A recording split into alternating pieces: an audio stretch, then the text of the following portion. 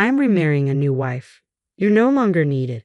Following that, my mother-in-law added, "Useless ones should just get divorced and leave."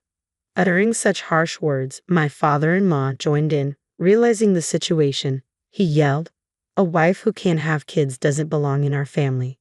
Just divorce Ryan and let him marry Agnes." Silently standing there, I was speechless. It was the first time in my life I felt so utterly miserable.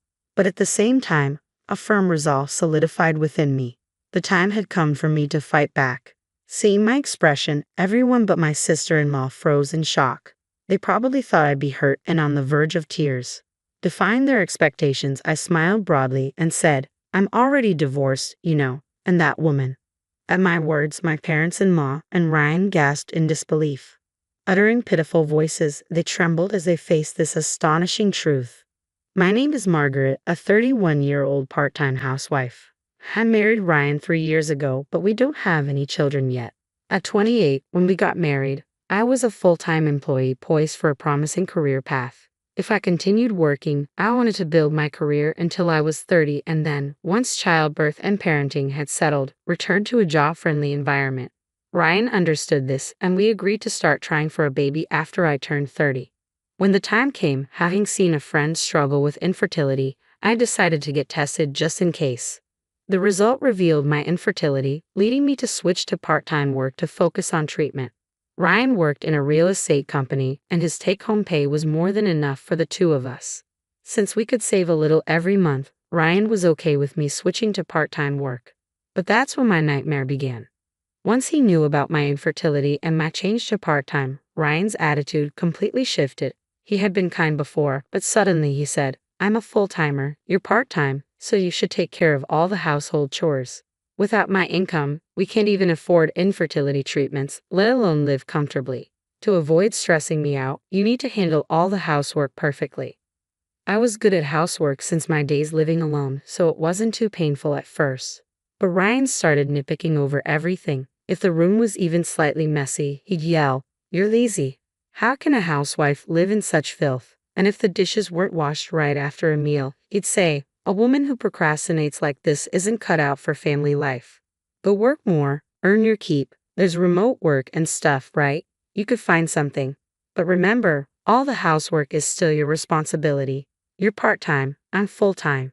At this time, I was still reeling from the shock of my infertility, thinking it was all my fault. I wanted to create a relaxing environment at home for Ryan, who was tired from work, so I tried to meet his expectations. Looking back, I realized I was just giving in to him, telling myself it was just patience until we have a child. I hoped that once we had a child, Ryan would return to his kinder self.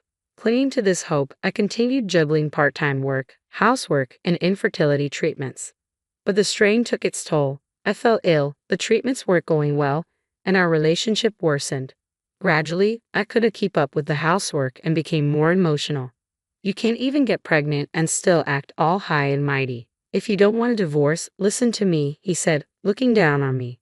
From then on, even a simple request to put his socks in the laundry basket was met with a shout of, "Shut up." I was just trying to make a point, but his contempt made me feel miserable and unsure of what to do next. He started treating me not as a wife but as a convenient woman or a servant. My spirit withered under this treatment. A year passed in this way without a child, and the gap between us remained. This year since becoming part-time and starting the treatment seemed to fly by. It was the most difficult time of my life. However, recently there's been a change. Ryan suddenly became kind, not just a little but a significant shift. It was as if he was a different person, showing increased concern for me. For instance, when infertility treatments weren't going well, and I was feeling down, Ryan asked, "You okay? How about I make dinner tonight? I'll whip up your favorite beef stew." It was a mix of happiness and suspicion. After looking down on me so much, this sudden kindness felt like he had a hidden agenda, making me doubtful. So I casually asked Ryan, "What's up? Anything good happened recently?" He relaxed and said, "Yeah, work's going great. I got selected for a big project, but I might be away from home more as I need to have more meetings with the team." Up to this point, it was fine. My physical burden lessened, and Ryan's career success meant a secure future. Accepting his kindness without suspicion would mean no trouble. But there was one thing bothering me. Recently, Ryan had been overly curious about my activities. I asked him, "What's up with you lately? You used to be so uninterested in what I was doing." Suddenly, he snapped, "What's wrong with wanting to know about my wife's activities, Margaret? Are you doing something behind my back that you can't tell me?" His reaction seemed odd to me. Maybe he was being nice to cover up something he couldn't tell me. A recently divorced friend had told me about her husband becoming nice just before she discovered his affair. So I started suspecting Ryan's infidelity and began observing his movements. While he kept track of my schedule, I noticed a pattern. Ryan regularly went out for drinks on Tuesdays and played golf on the second Sunday of every month. He'd answer normally about other days, but on those specific days, if I asked where he went, he'd get angry, saying, "Damn it, stop nagging me, you're so annoying." It was suspicious. I grew more convinced Ryan might be cheating and decided to take serious action. A few weeks later, needing a break from this covert battle, I went on a little trip. It was a 20-minute drive from home to a cafe that had recently opened and caught my interest. Despite hearing about long lines, I didn't mind waiting alone, so I went there and waited for my turn. That's when I bumped into my sister-in-law. She's a 29-year-old cheerful and kind daycare worker, 2 years younger than me. She always looked up to me like a real sister, and I adored her like my own sibling. When I greeted her, my sister-in-law was startled and looked me up and down in a way she never did. Confused by her strange behavior, I tilted my head. "What's wrong?" Snapped out of it, my sister-in-law blinked, and after a moment of silence, she brightened up and said, "Margaret, let's have lunch together." So we changed the number of people on the reservation and sat together after waiting for several minutes. During lunch, my sister-in-law told me an unbelievable fact that left me speechless and unable to eat. After lunch, instead of going home as planned, I decided to change my plans. I decided to visit my parents-in-law's house with my sister-in-law. Their house is about a 30-minute drive from our apartment, where I currently live, so I don't usually stop by. My parents-in-law aren't exactly fond of me, so I don't see them often, only during the holidays or for memorial services.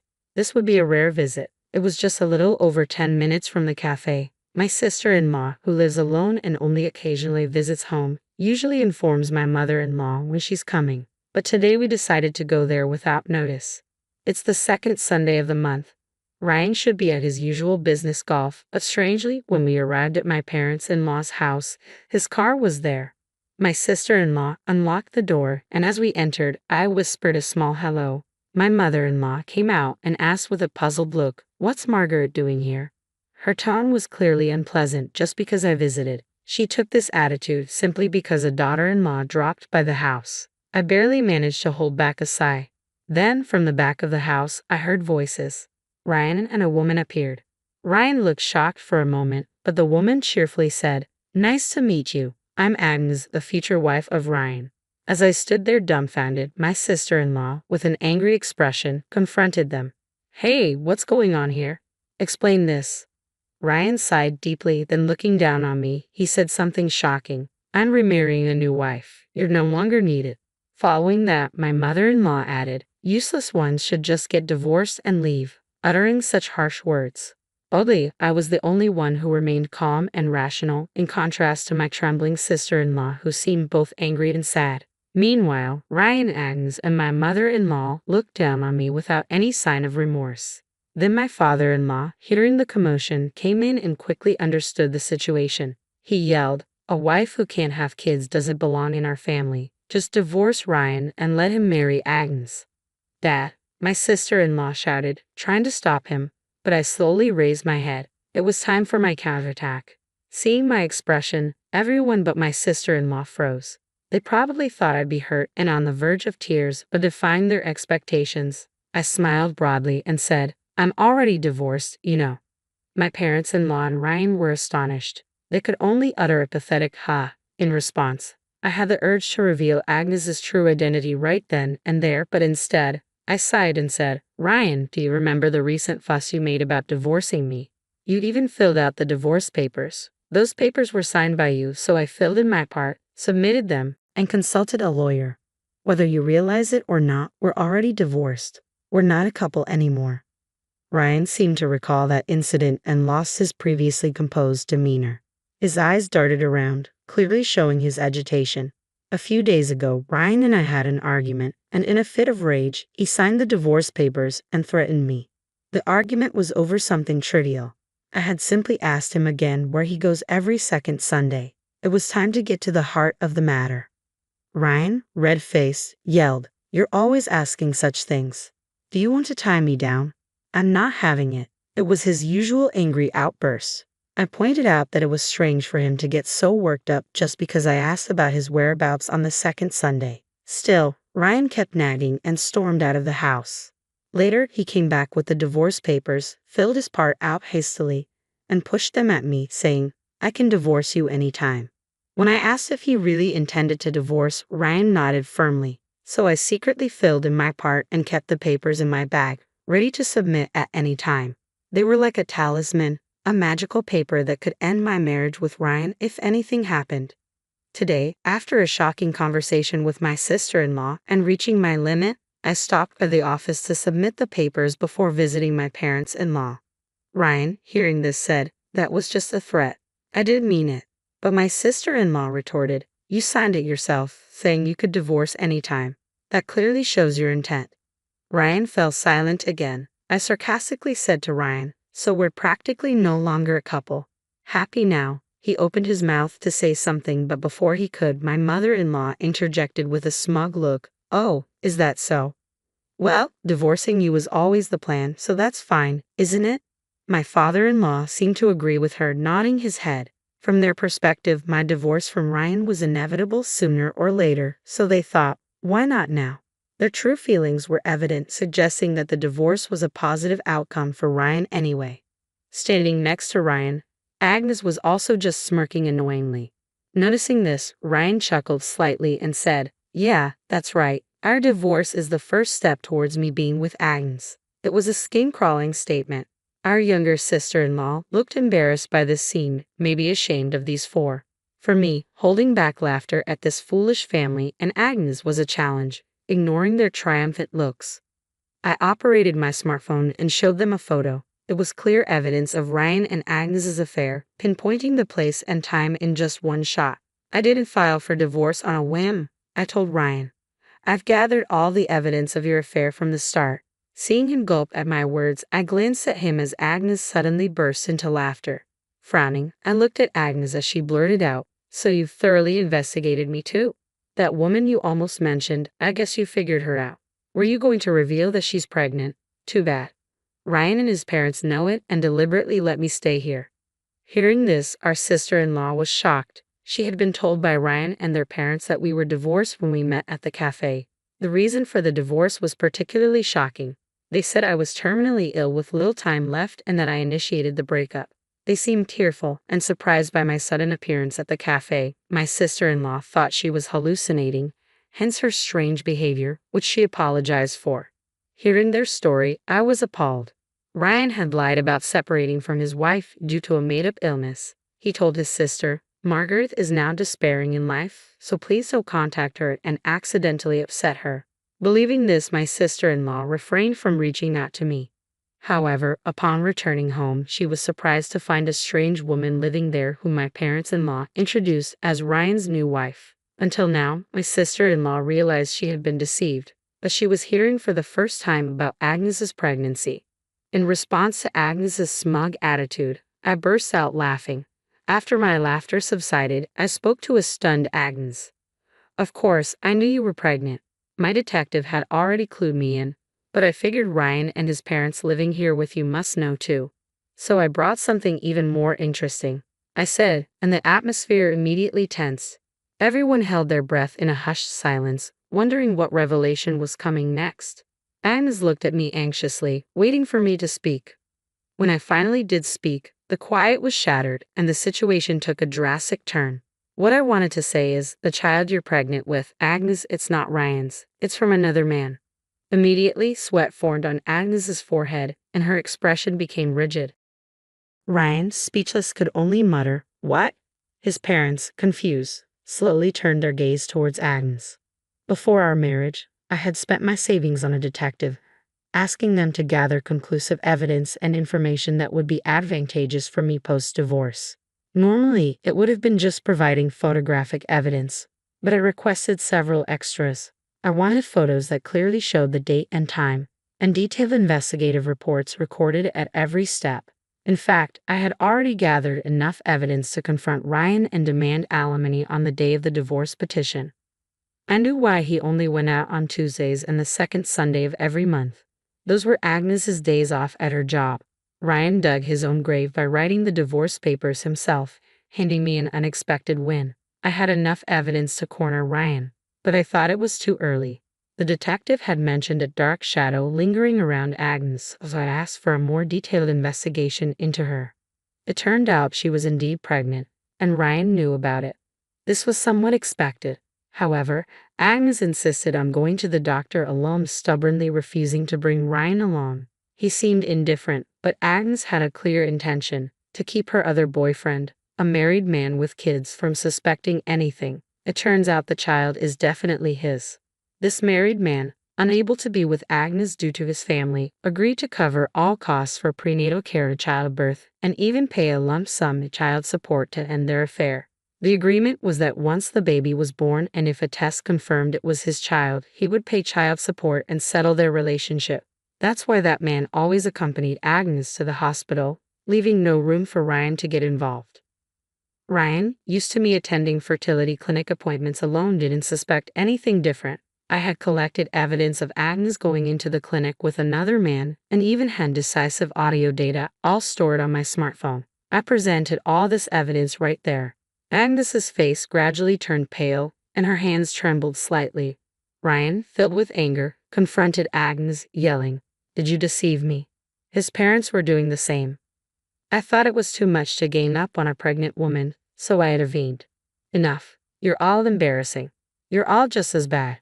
Ryan, who cheated, his parents, who condoned it, and Agnes planning to divorce Ryan and raise another married man's child. All of you are behaving disgracefully. This is nothing but a low-level quarrel. After my outburst, everyone fell silent, unable to respond. There was no turning back now. I was resolved. Knowing Agnes's shocking secret, these people were unlikely to live together anymore. But I couldn't forgive Ryan for looking down on me while I was struggling with infertility treatments and then pretending to be kind to avoid suspicion after his affair. I've divorced Ryan, and I'm going to make sure you all pay for your sins. Agnes, you now have to raise 2 children alone, but you brought this upon yourself. So face the consequences. When I said this casually, Agnes turned even paler. "You knew I had another child?" "How? Where did you?" she stammered, unable to finish her sentence. Ryan and his parents furrowed their brows even deeper as I started explaining. For clarity, Agnes is a single mother, but her older child is being raised by her parents. They give her some money, but with another child coming, things will change. Her parents are getting older, and she's been looking for a man to act as an ATM to help with childcare. I have evidence of her laughing about this with friends.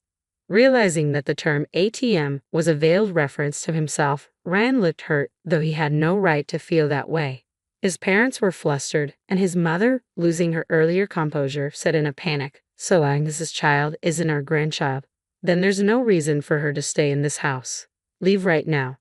Agnes, in her desperation, started making excuses. "No, it is Ryan's child. Please believe me." But my sister-in-law, who had been silent, finally spoke up. "Now you think we'll believe that, Agnes?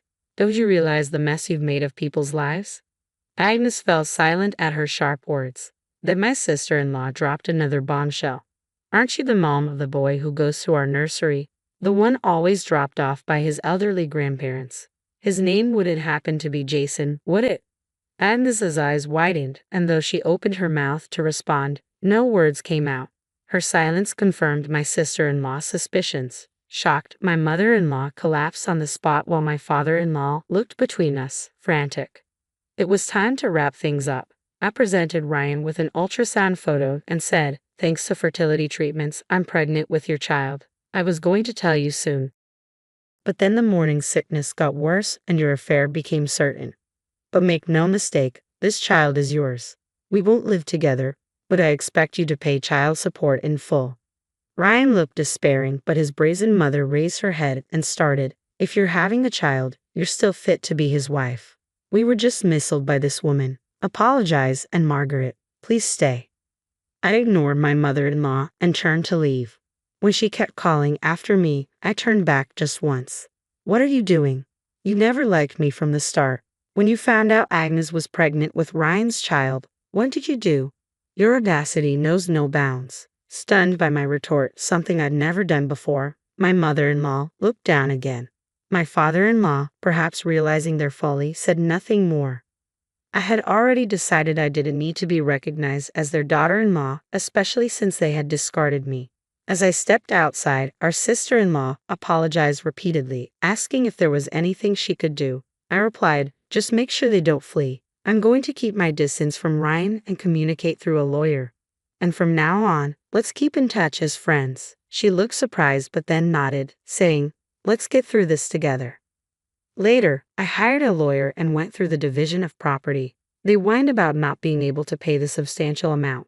But when I said I'd pursue this to the end in court with no mercy, they reluctantly agreed. As for Agnes, her affair with the married man came to light, leading to a heated argument. The turmoil grew too large, eventually reaching his wife's ears, and things did not end smoothly. Agnes, in desperation, turned to her parents for help. Naturally, they were furious with her and dragged her to us to apologize. After giving birth, Agnes will have no choice but to work tirelessly from dawn to dusk, unlikely to ever have the chance to engage in infidelity again. Despite having children, Agnes had been irresponsibly carefree, but now her parents control all her earnings, leaving her no room for stress relief. Having lived selfishly until now, she should start living for her children. Meanwhile, Ryan's fate turned out to be a mess as well. He eventually had to sell his family home to raise child support. Now he's living in a cramped, rundown apartment with his parents, barely getting by. I initially agreed to let him pay child support in installments, but as expected, he fell behind, thinking he could get away with it, probably based on something he read online. He was mistaken. I had warned I would be relentless. I immediately took legal action, enforcing payment through the courts. This led to his employer finding out about the divorce and his child support delinquency. His previous actions of leaving work early under the pretense of supporting his wife's fertility treatment, only to spend time with Agnes, also came to light, subjecting him to scorn. Eventually, he quit his job and paid the child support in full with a loan, plunging him into a lifetime of debt. Ryan's parents, too, were caught in the fallout. Now Ryan works solely to pay off his debts, and his parents, unable to enjoy a comfortable retirement, had to return to work. Their daily irresponsible arguments, blaming each other, even led to the police being called for being a neighborhood nuisance. Now they're quietly working to manage their debt, complaining as they do. As for me, I went back to my parents' house, apologized, and decided to live with them for a while after the birth. With their support, things started to look up. Soon, my former employer offered me a full-time position again. My sister-in-law, working at the daycare, agreed to take care of my daughter, giving me some peace of mind. Now, as a single mother living independently from my parents, I'm managing well. Thanks to the support and kind words from those around me, I've resolved to cherish these invaluable relationships and raise my daughter to be a wonderful person.